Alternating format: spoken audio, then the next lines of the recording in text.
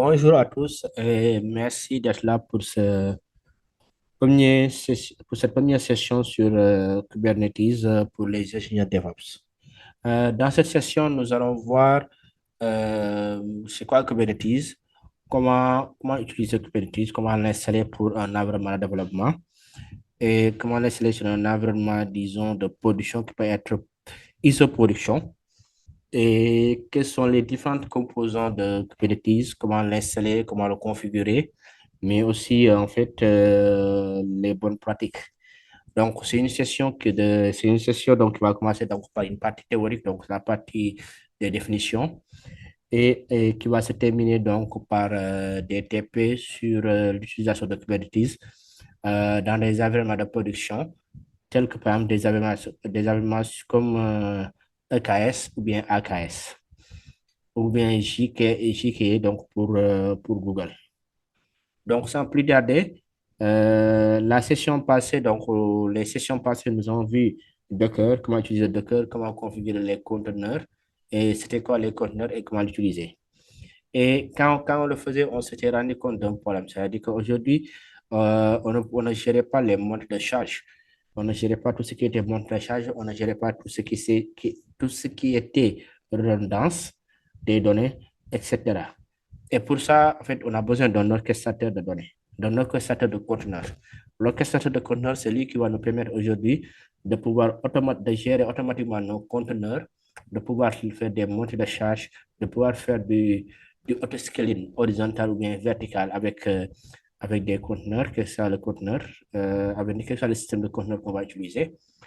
Et aussi de pouvoir, par exemple, éteindre ou bien allumer nos conteneurs directement, sans pour quelque que soit de façon, disons, unitaire, quel que soit le conteneur qu'on va utiliser, que ce soit Docker ou bien que ce soit Podman. Et donc, c'est ça que Kubernetes fait. On va d'abord commencer par une définition. Donc, déjà, un environnement.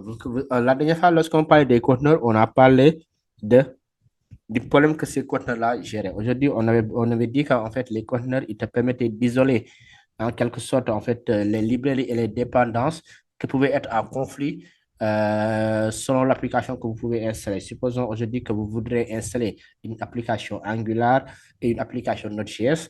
Selon les versions d'Angular et de Node.js que vous allez utiliser, certaines librairies, certaines dépendances peuvent entrer en conflit et donc créer des régressions sur vos applications. Et du coup, là, en utilisant donc les conteneurs Docker ou bien Podman, il te permet aujourd'hui d'isoler en quelque sorte ces librairies-là et ces dépendances à l'intérieur de ce conteneur-là. Et Docker, aujourd'hui, le Docker Engine, donc ça dit qu'en fait, le Docker va vous permettre aujourd'hui de partager donc les ressources de votre système d'exploitation, donc tout ce qui est le noyau Linux ou bien le retranchement, tout ça, Docker va le récupérer du système d'exploitation et aussi en même temps isoler donc les librairies et les dépendances donc en fait de votre application. Pourquoi? Et ceci, la différence aujourd'hui, l'avantage des conteneurs, c'est qu'aujourd'hui, il y a une bonne utilisation des ressources. Donc, c'est-à-dire qu'aujourd'hui, en fait, vous n'avez pas besoin d'installer un VM, donc une machine virtuelle, qui va prendre toutes les ressources de votre machine, mais qui va juste, en fait, partager ces ressources-là avec les conteneurs vont partager ces ressources avec le système d'exploitation et juste isoler les parties librairies et dépendances, n'est-ce pas? Et en fait, l'autre avantage, c'est que comme il y a que la partie librairie et dépendance, donc en fait, le démarrage est beaucoup plus rapide qu'une machine virtuelle. Donc, c'est ça les avantages avec quelque chose des conteneurs.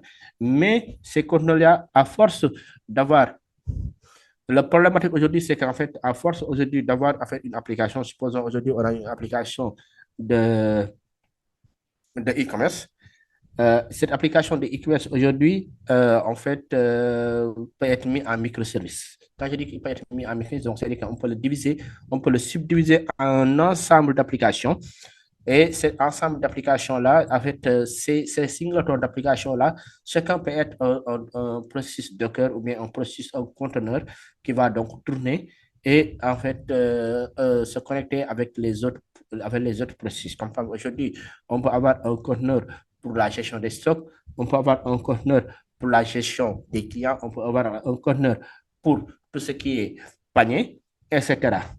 Et aujourd'hui, aujourd'hui, si notre vu qu'en fait déjà là, pour le e-commerce, on peut déjà compter 4-5 conteneurs à gérer, n'est-ce pas? Ces conteneurs-là euh, peuvent, ont aussi des modes de charge. Aujourd'hui, vous allez vous rendre compte que, par exemple, votre gestion des stocks est beaucoup plus utilisée parce que tout simplement, voilà, les clients regardent beaucoup plus les catalogues de vos produits, regardent beaucoup, ce que vous avez sur votre site web. Donc, ça veut dire qu'en fait, le module gestion de catalogue, par exemple, la gestion des stocks, est beaucoup sollicité et beaucoup utilisé. En même temps aussi que les clients utilisent ce microservice-là, ce même microservice est utilisé par exemple, la gestion des achats, par exemple. Donc, tout ce qui est panier, ainsi de suite, parce qu'il fait beaucoup de requêtes sur la gestion des stocks pour les mettre à jour. Et donc, du coup, à un moment ou à un autre, on aura besoin de faire des montées de charge sur la gestion des stocks. Donc, ça dit quoi? Ça dit qu'en fait, on aura besoin, par exemple, de créer un nouveau porte, excusez-moi, un nouveau conteneur qui va, de façon horizontale ou bien de façon augmenter notre conteneur, les ressources de notre conteneur, pour permettre à ce que cet afflux de requêtes, qu'il puisse le gérer. Mais ça, si aujourd'hui, vous devez le gérer directement avec Docker, c'est un peu plus compliqué. Donc, du coup, vous pouvez le gérer avec votre système de containerisation, c'est un peu plus compliqué.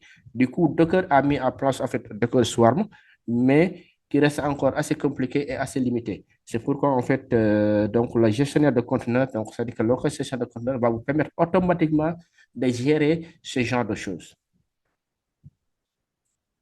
Donc, du coup, c'est pour ça, que Docker a été mis en place. Il a été mis en place par Google il y a 15 ans. Donc, pas par frère, il a été mis en place par Google. Donc, c'est un outil open source. Donc, c'est l'avantage de Kubernetes aujourd'hui, c'est qu'il est open source. Il permet d'automatiser tout ce qui est déploiement, la mise en échelle à la gestion des applications containerisées. Donc, c'est quoi la mise en place? Il permet de gérer l'automatisation, la mise en échelle à la gestion des applications containerisées. Commençons d'abord par l'automatisation du déploiement. L'automatisation du déploiement, c'est quoi? C'est qu'aujourd'hui, lorsque vous avez un conteneur, supposons, gestionnaire de stock, vous avez déjà l'image. Donc, avec un Docker Run, vous allez juste déployer un seul conteneur, et lorsque vous voulez aujourd'hui, vous êtes obligé de le faire en ligne de commande, même si vous pouvez écrire votre propre application ou bien votre propre script pour le faire, mais seulement avec Docker. Vous allez utiliser donc chaque fois les lignes de commande pour exécuter Docker. Donc, si votre Docker Engine démarre, vous êtes obligé de revenir pour effectivement réexécuter Docker Run pour chaque microservice qui est sur votre environnement de travail. C'est quoi la mieux? Donc, du coup, aujourd'hui, Kubernetes vous permet d'automatiser ce travail-là que vous n'allez pas faire manuellement. C'est quoi la mise en échelle? La mise en échelle, lui, quant à lui, il te permet aujourd'hui, comme je l'ai dit tout à l'heure, qu'il y a des fois des microservices qui sont beaucoup plus utilisés que d'autres microservices. Et parmi ces microservices, par exemple, il y a la gestion des stocks qui est utilisée par toutes les autres ressources de votre site de e-commerce ou bien de votre application de e-commerce. Et en même temps, utilisé par les clients. Donc, c'est-à-dire qu'en fait, chaque fois que les clients utilisent le catalogue de produits, ils tapent sur la gestion des stocks et aussi le panier, ainsi de suite, ainsi de suite. Donc, c'est-à-dire qu'en fait, ce sera un microservice qui sera beaucoup utilisé. Donc, à un moment ou à un autre, vous aurez besoin de gérer les ressources de ce microservice-là. En quoi faisant? En faisant un auto-scaling horizontal, donc un scaling horizontal. Donc, ça dit qu'en fait, vous allez augmenter le nombre de conteneurs qui sont exécutés pour pouvoir faire, du load balancing entre ces différents conteneurs. Ou bien, en faisant, du auto-scaling vertical, ça veut dire quoi? Ça veut dire qu'en fait, en ajoutant des ressources à votre conteneur pour qu'il puisse prendre en compte, ce afflux de requêtes. Et bien sûr, cet afflux de requêtes n'est pas uniforme. C'est-à-dire quoi? C'est-à-dire qu'aujourd'hui, à midi, vous pouvez avoir, par exemple, 1000 clients et qu'à 15 heures, vous n'en avez que 100. Donc, du coup, ça ne sert à rien d'augmenter les ressources et qu'à 15 heures, voilà, vous ne pouvez pas diminuer automatiquement. Donc, la mise en échelle, aujourd'hui, vous permet aussi d'augmenter et de diminuer les ressources, que ce soit horizontales ou bien que ce soit verticales, par rapport aux charges, aux charges qui viennent, en fait, de vos en fait, des besoins de votre microservice.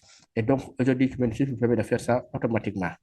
Et en fait, pour terminer, la gestion des applications containerisées. Donc, la gestion des applications containerisées, c'est quoi? C'est-à-dire qu'aujourd'hui, en fait, l'interconnexion entre les applications, c'est-à-dire aujourd'hui, telle application doit pouvoir accéder à telle application, il doit démarrer avant telle application, et ainsi de suite. Et donc, Kubernetes vous permet de faire ça, toutes ces actions-là que vous faites manuellement sur Docker, et il vous permet de le faire automatiquement et avec moins d'efforts. Donc, du coup, aujourd'hui, Kubernetes, donc si je continue toujours la définition, donc il dit que les conteneurs qui composent une application sont occupés dans une logique pour en faciliter la gestion et la découverte. Aujourd'hui, Kubernetes, il te donne des fonctionnalités qui te permettent aujourd'hui, par exemple, de, supposons, de regrouper des applications. Donc ça veut dire qu'en fait, les conteneurs qui font le même travail. Supposons aujourd'hui que vous aviez une application de e-commerce. Je reviens toujours sur l'application de e-commerce parce que c'est un cas d'école. Et donc, du coup, tous les microservices, vous pouvez les regrouper, mais vous pouvez les déployer sur le même cluster Kubernetes, mais vous allez les regrouper dans la même unité logique. Donc, ça veut dire qu'en fait, vous allez les regrouper dans ce qu'on appelle, et on va le voir plus tard, les namespaces, dans un namespace e-commerce. Et donc, du coup, ce qu'il va faire, c'est quoi? C'est-à-dire que ce qu'il va faire, c'est que à l'intérieur de ce namespace-là, ils auront fait une connectivité ensemble, ils pourront être manipulés ensemble directement au niveau de ce namespace-là. Et demain, si vous avez, supposons que vous avez une application de comptabilité que vous avez containerisée, donc cette application de comptabilisation dont il n'y a que la comptabilité qui va y accéder, donc sera dans un autre namespace. Ça va permettre, aujourd'hui, Kubernetes vous permet de créer ces regroupements-là d'une logique. En fait, ce regroupement peut être par métier, peut être en fait, par métier. Quand je dis métier, ça veut dire que, par exemple, front-end, en fait, je veux dire, par exemple, comptabilité, je veux dire opérationnel, et ainsi de suite. Et il peut être aussi par niveau. C'est-à-dire que quand je parle de niveau, c'est quoi? C'est-à-dire qu'aujourd'hui, vous pouvez, avec le même cluster, avoir un namespace UAT, donc User Acceptance Test, un namespace dev, ou bien un namespace pré-prod, un namespace prod, ainsi de suite, ainsi de suite. Donc, c'est-à-dire qu'en fait, en fait, créer des unités logiques sur lesquelles ces personnes on va gérer ces unités-là ensemble. Et bien sûr, ce qui fait qu'aujourd'hui Kubernetes est très utilisé et très prisé, c'est parce qu'en fait, d'abord, c'est 15 ans d'expérience en fait, de Google. Donc, ça dit qu'en fait, c'est Google d'abord qui a créé, comme je l'ai dit avant. Et c'est basé sur 15 ans d'expérience de Google. Donc, ça dit qu'en fait, quand je dis 15 ans d'expérience de Google, ça dit qu'aujourd'hui, en fait, c'est toute l'expérience de gestion de charge, de travail, de gestion de workflow qu'ils ont emmagasiné, qu'ils ont maintenant, en fait, résumé sur Kubernetes. Donc, c'est pour ça la définition. Et maintenant, on va voir l'architecture de Kubernetes. L'architecture de Kubernetes, c'est quoi? C'est-à-dire qu'en fait, comment Kubernetes aujourd'hui est déployé dans un environnement? Comment aujourd'hui Kubernetes fonctionne? Pour comprendre Kubernetes, il faut d'abord prendre le mot cluster. Donc, le mot cluster, c'est un mot anglais qui signifie bloc. Un bloc, c'est-à-dire quoi? C'est un ensemble de serveurs. En fait, dans le domaine informatique, on peut le considérer comme un ensemble de ressources informatiques. Quand je parle de ressources informatiques, c'est un ensemble de matériel, de serveurs, de disques, et ainsi de suite, qui travaillent ensemble, de façon harmonieuse ensemble. C'est ça qu'on appelle un cluster. Aujourd'hui, Kubernetes, c'est un cluster en informatique. Donc, ça dit quoi? Ça dit qu'en fait, c'est un ensemble de serveurs, un ensemble de machines virtuelles, un ensemble de ressources qui travaillent ensemble. Et en quoi on fait ça?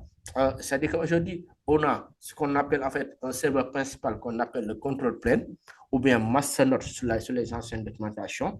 Maintenant, vous allez voir que sur la nouvelle documentation, on parle de moins en moins de masternode et on parle de plus en plus de control plane parce que pour faire du politiquement correct, donc le mot master et le mot worker sont de moins en moins utilisés. Donc, on a donc ce qu'on appelle le control plane. Le control plane, c'est lui qui gère les ressources de notre cluster. C'est lui qui fait l'orchestration, c'est lui qui gère tous les éléments de notre cluster. C'est lui qui décide et c'est par lui où on passe pour, en fait, accéder à notre cluster. Et bien sûr, comme c'est un cluster, ce n'est pas une seule machine, c'est un ensemble de serveurs. Donc, du coup, on a aussi N. Quand je dis N, c'est-à-dire qu'en fait, c'est un nombre entier. N serveurs qui peuvent aller de 1 à plusieurs serveurs qui aujourd'hui font office de worker note ou bien simplement de note. Dans la nouvelle documentation, vous allez plus voir note que worker note. Note qui veut dire nœud en anglais, donc ça dit qu'en fait c'est un serveur qui lui, c'est lui qui sera chargé de faire le travail. Donc c'est sur ce serveur-là qu'on aura donc tout ce qui est en fait c'est là où seront installés les conteneurs, c'est là où seront installés les conteneurs engine, c'est eux qui vont faire l'orchestration, ainsi de suite, ainsi de suite. Donc ça dit qu'en fait c'est ces notes-là qui vont en fait qui seront, disons, les travailleurs. C'est pourquoi, en fait, avant, on les appelait worker note, donc le nœud de travail. Mais que bon, voilà, maintenant, on ne fait qu'appeler note pour faire du politiquement correct. Et qu'est-ce qui fait donc, en fait, la différence entre le contrôle plane et les notes? On va commencer d'abord par les notes. Les notes, en fait, sur Kubernetes, on a un ensemble d'éléments qui est installé sur ces notes-là. Naturellement, en fait, dans ces notes-là, on a donc la hardware, parce que bon, même si c'est un verbe, on simule hardware de ce verbe-là, donc ça dit que c'est le niveau matériel. On a le système d'exploitation. Très souvent, et je pense même que c'est unanime, on a un système Linux dessus. Donc, ça dit que, comme je l'ai dit tantôt, Linux aujourd'hui, c'est le système d'exploitation de référence sur, disons, le monde des serveurs. Donc, du coup, disons qu'à 100%, vous aurez des systèmes d'exploitation Linux. Et sur ce système d'exploitation Linux, on va installer un conteneur runtime. Je parle de conteneur runtime, pourquoi? Parce que tout simplement, il faut comprendre que Kubernetes, c'est un orchestrateur de conteneurs. Donc, ça veut dire qu'aujourd'hui, il va orchestrer des conteneurs. Donc, pour orchestrer des conteneurs, il faut un conteneur runtime. Quand je parle de conteneur runtime, c'est quoi? C'est des éléments comme Podman, c'est des éléments comme Docker, c'est des éléments comme conteneur dish. C'est eux qui, aujourd'hui, font exécuter les conteneurs. Et au-dessus de ces conteneurs runtime-là, on a maintenant des éléments qui sont installés. Ces éléments sont installés directement au niveau de l'application, au niveau donc de notre note. Je parle aujourd'hui de kubelet et de kubeproxy. Ces deux éléments-là, ils sont installés directement sur chaque note parce qu'eux, ils ont un travail, en fait, comme ils sont comme des gens. Donc, ça veut dire qu'en fait, ils sont disponibles sur tous les notes. Supposons qu'on prend le cas de kubelet. Lui, c'est lui qui est responsable de la communication avec le contrôle plane. C'est lui qui dit, c'est le kubelet qui dit que, écoutez, moi, je suis un note. C'est lui qui dit au contrôle plane, moi, je suis disponible, moi, je suis un note. Moi, j'ai un conteneur runtime. Moi, j'ai X conteneurs qui sont, qui sont déployés sur mon serveur, ainsi de suite. C'est lui, en fait, disons, si je peux le considérer, c'est comme lui, aujourd'hui, le gouverneur. Donc, ça dit que c'est comme lui, le gouverneur. C'est lui que, par exemple, le contrôle plane délègue au niveau de chaque note pour qu'il surveille, en fait, ce qui se passe dans cette note-là. C'est lui, en fait, c'est lui le gouverneur de chaque note. Si on parle aujourd'hui de découpage administratif, le Kubernetes fait office de gouverneur et il est là à la place, il aide le contrôleur à gérer, en fait, la note. Et on a maintenant le kubeproxy. Le kubeproxy, bien sûr, en fait, il y a le mot proxy. Et quand on parle de proxy, donc ça veut dire qu'on parle de réseau. Donc, le kubeproxy, c'est lui qui gère la connectivité du réseau. Donc, ça veut dire qu'aujourd'hui, c'est le kubeproxy qui permet à ce que le node soit disponible sur, en fait, le cluster, donc le réseau interne du cluster, et celui qui définit quelles sont les règles de routage à l'intérieur de chaque conteneur. Cette partie, vous allez le comprendre mieux lorsqu'on va parler du networking sur un environnement Kubernetes, mais le kubeproxy, c'est lui qui crée en fait un réseau unique à l'intérieur de notre cluster et qui permet à ce que les pods puissent communiquer entre eux de façon très simple. Voilà les trois éléments essentiels sur chaque node. Maintenant, au-delà de ces éléments essentiels sur chaque node, on a des éléments supplémentaires dont on a besoin, mais essentiellement sur le contrôle plane. Parce que ça, ce sera des composants d'administration. Ces composants d'administration, c'est quoi? C'est d'abord le API server. Le API server, il y a le mot API server et il y a le mot API. Quand on parle d'API, on parle d'interface et de connexion. Donc, c'est ce que veut dire, donc, ce que dit que ce composant-là, c'est lui qui expose en fait les ressources de notre cluster Kubernetes vers l'extérieur. C'est par lui qu'on communique avec notre control plane, c'est par lui qu'on communique avec notre cluster Kubernetes. C'est lui qui dit, en fait, à partir de lui, si on veut savoir il y a combien de notes, c'est lui qui nous dit il y a combien de notes, c'est lui qui nous dit il y a combien de potes, il y a combien de déploiements, et ainsi de suite. Donc, c'est lui qui il permet donc à ce que l'extérieur, quand je parle de l'extérieur, c'est tout ce que soit l'utilisateur qui va utiliser donc le cluster, l'application qui va utiliser le cluster, et ainsi de suite. C'est lui qui fait l'interface avec le cluster. Et bien sûr, on va un peu parler, avant de passer sur du SCD, on va un peu parler du contrôleur manager.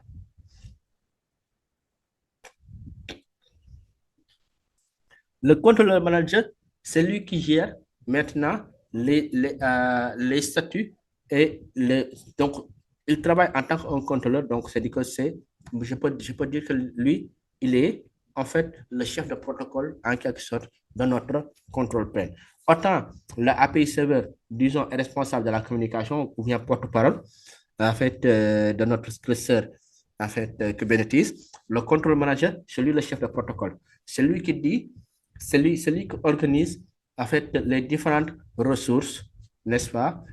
Comment ils s'exécutent, comment ils sont down, et ainsi de suite. C'est lui qui gère l'exécution et les statuts en fait de notre contrôle. C'est lui qui s'assure à ce que le cluster marche bien, qu'il n'y a pas de ressources en overload, qu'il n'y a pas de ressources sous-utilisées, qu'il n'y a pas de ressources surutilisées, ainsi de suite. Et bien sûr, il y a le scheduler. Le scheduler, c'est lui, disons, le secrétaire d'État ou bien le responsable des réunions. C'est lui qui s'assure à ce que, en fait, tous les potes sont là où ils sont. Donc, tous les ressources sont là où ils sont. C'est lui qui regarde, qui dit, ah tiens, il y a combien de notes? Il y a 5 notes. OK, d'accord. OK, bon, telle note, il lui reste 5 ressources. Telle note, il lui reste 6 ressources. Telle note, il lui reste 8 ressources. Et lui, à partir de ce moment-là, il va essayer de distribuer de façon équitable, donc, en fait, les ressources sur les différentes notes, de telle sorte à ce que, qu'il n'y ait pas un note qui prend tout, ou bien qui, en fait, qui a beaucoup de ressources, et que d'autres n'ont pas en fait, sont assez vides. Donc, celui qui s'assure à ce que, par exemple, si on a 3 notes, que ces notes-là, de façon équitable, reçoivent les ressources, en fait, les conteneurs de façon équitable entre ces différents notes. Là, c'est des choses sur lesquelles on va revenir après, pendant les phases techniques, parce que vous allez voir qu'en fait, le scheduler est assez autonome, mais que nous-mêmes, nous pouvons agir selon certaines règles sur quel serveur ou bien sur quelle note on va, bien sûr, mettre notre ressource. Et enfin, pour terminer, on a le SCD, le ETCD en français, le SCD. Le SCD, lui, c'est la base de données. C'est lui qui stocke toutes les informations, toutes les ressources, où est-ce qu'ils sont, comment ils marchent, comment ils ont été créés et quels sont les statuts de chaque ressource. Le SCD, c'est la base de données de notre cluster Kubernetes. Ce SCD-là, en fait, c'est une base de données NoSQL, donc key value, et sur lequel, en fait, sont stockées toutes les informations de notre cluster. Toutes les ressources qui ont été déployées sur notre cluster sont enregistrées. Et où est-ce qu'ils ont été déployés sont enregistrés au niveau du SCD. Donc aujourd'hui, si notre base de données, si notre cluster n'est pas en fait, doit être mise à jour, ou bien on doit faire un sauvegarde, backup restoration de notre base de données, c'est le SCD qu'on doit backuper. On n'a pas besoin de backuper tous les serveurs, mais c'est le SCD qui doit être backupé parce que c'est lui c'est lui qui contient les informations de notre cluster. Maintenant, on va commencer par toujours sur la partie définition en fait, et termes. On va parler de ce qu'on appelle le workload.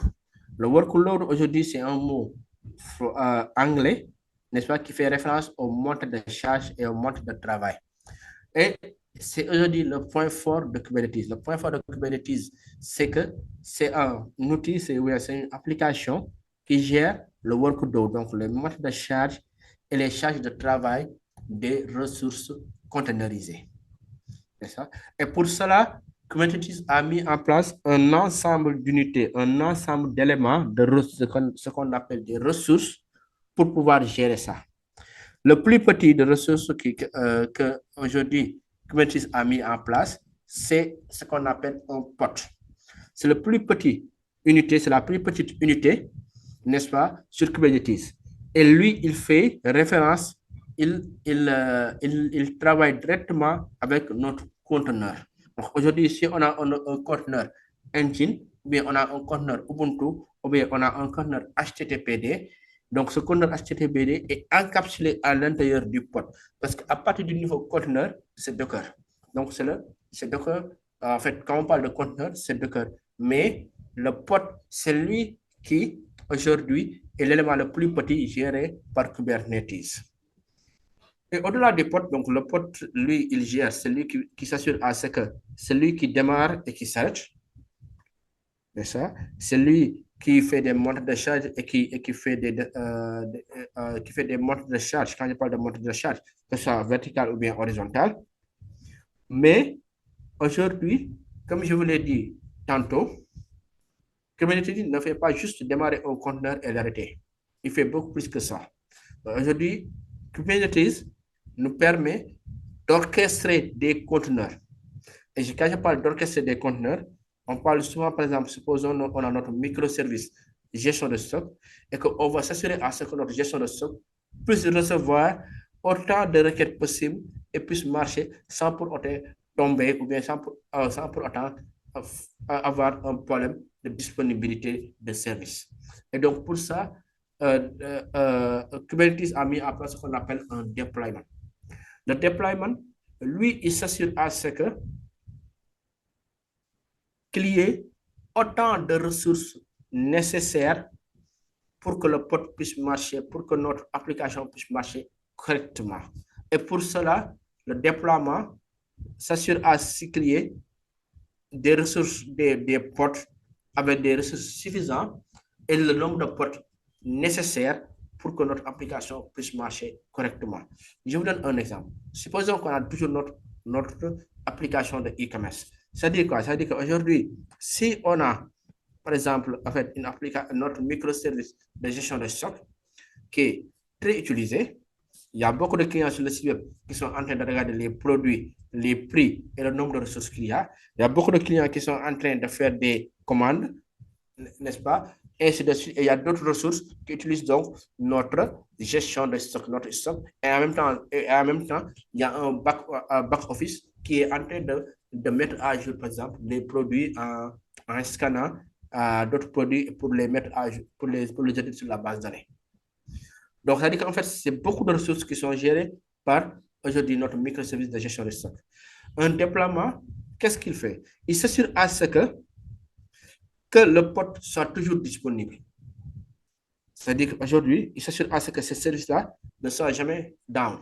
Ça, c'est un.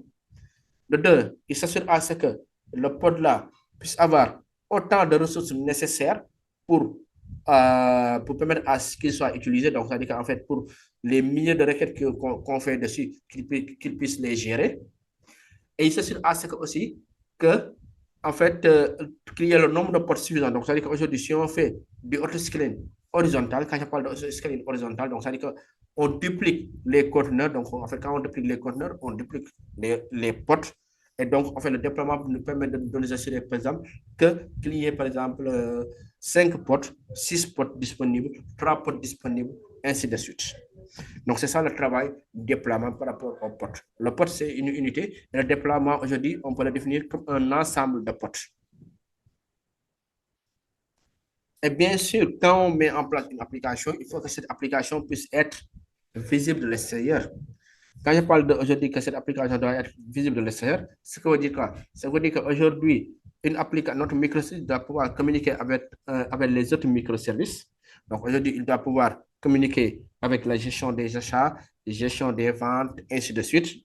Il doit pouvoir communiquer aussi avec l'extérieur. Donc si aujourd'hui quelqu'un va accéder donc, à notre ressource, il doit pouvoir y accéder. Et donc Kubernetes a mis en place ce qu'on appelle des services.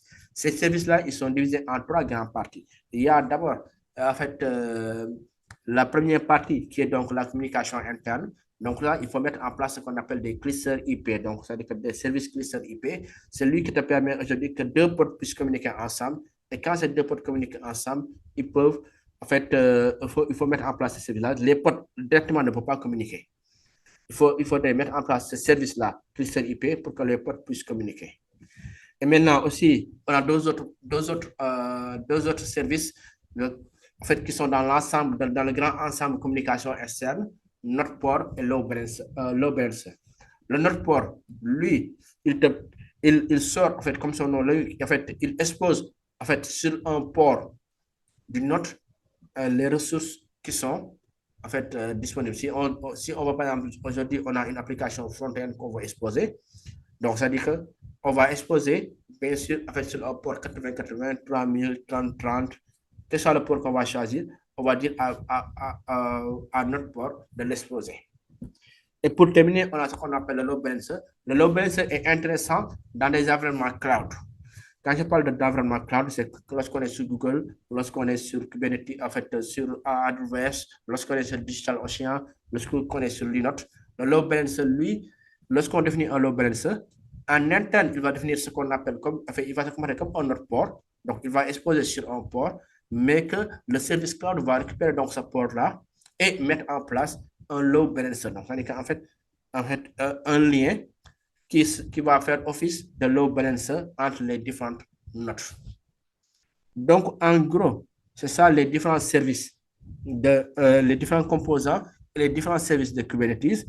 Et donc, du coup, là, on va aller vers un démo. Et dans ce démo-là, on va voir comment installer un environnement de travail Kubernetes sur votre machine personnelle.